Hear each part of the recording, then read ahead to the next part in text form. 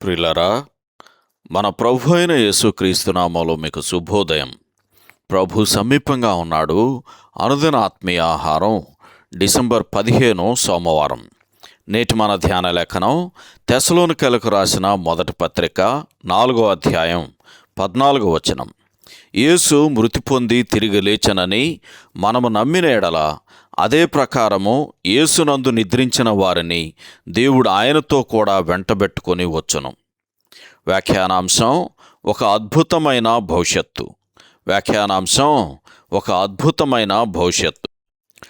వ్యాఖ్యానం: ముందుగా క్రీస్తు తన పరిశుద్ధుల కొరకు వస్తాడు.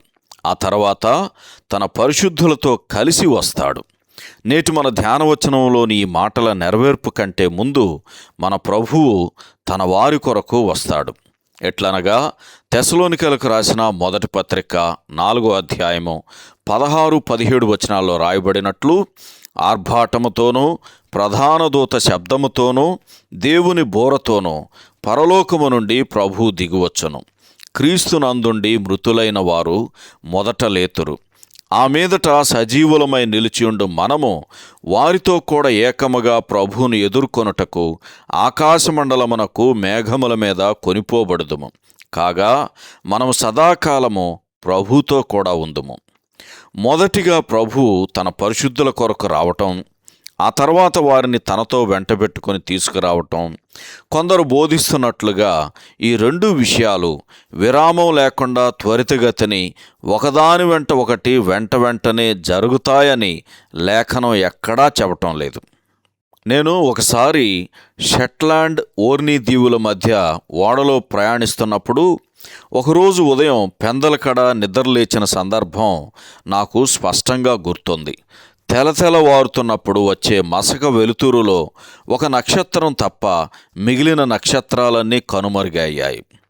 తెల్లవారుజామున ఆకాశంలో అద్భుతమైన వేకువ చుక్క ఒక్కటే ఉండి అందంగా ప్రకాశిస్తుంది.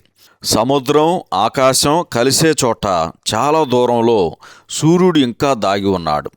సూర్యబింబం కనిపించకపోయినా కాంతి పుంజాలు వ్యాపించటం మొదలైంది.